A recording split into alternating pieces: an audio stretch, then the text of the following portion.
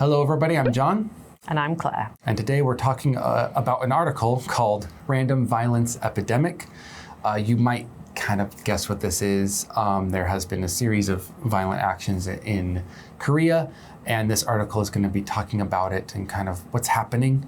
I think as of now, there has been more than the article has talked about. So maybe no end in sight so far. Have you been in or around Shillong Station ever? I have been there, but only a few times. I don't really know anyone who lives there. I think one of my students mentioned that he lives in that area, but I haven't been often. Yeah. I mean, I lived near-ish to that area, and in fact, I lived quite near to one of the incidents. I'm not sure if it was covered in the article, but it was the incidents of a man on the mountain, raping and killing a woman. Killing and then raping, I think. I'm not sure. Oh. But in any case, terrible action. And that was near to my house, my old house. But I have been through Shillong. In the subway as I was traveling to a different area. So I don't remember the area too much. When you're just traveling out and about in Seoul or around Korea, do you worry about crime? I never had before, but I might have told this, I'm not sure if I told it here, but the day after the initial stabbing at Gangnam Station, there's a bunch of police out and everything, and there was a guy walking towards me as I was going to class, and he had his hand up his shirt, like this. And 2 days before that event, I would have thought nothing, I would have walked. But that day I was like, what's got in that? What's got in that?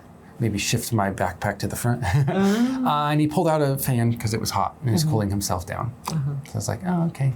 But I don't think I worry about crime too much, but coming from America, I guess I worried about crime more there than I did here. I was going to say the same thing, like... I felt this is like really safe. And knives, they're not children's toys in the way of but compared to being able to get shot, I feel like at least with a knife, I have a better chance. I mean, knife crime is the big thing in the UK. The thing. It's because we don't have so many guns, thank goodness. But you know, they occasionally have a go with a knife, and often, sometimes they'll be in broad daylight. You know, somebody with mental health issues, or gang-related stuff, or drugs-related stuff, or a few incels, going crazy about women, or it does happen in England too. So I guess it doesn't seem massively surprising to me. It might be new in Korea, but it's not new in human nature. Yeah. Do you worry at all? I'm not super worried. Okay. Yeah. I think if something were weird to happen, I might be a little more vigilant. Vigilant. I think that's a great word. Again, I used to be that vigilant when I was back home and in Russia too. We kind of let our guard down, didn't we? We did. We got too comfy. Well, let's go ahead and sit into a comfy chair if you want. Get into a safe space where you can feel comfortable because the article is not going to be that fun. You can read it in whole or in part if you don't have enough time, and we'll see you soon. Random violence epidemic. South Korea is, for the most part, a very safe country. For this reason, the public has been all the more shocked by a series of random violent attacks in broad daylight in which several people have lost their lives and many more have been injured.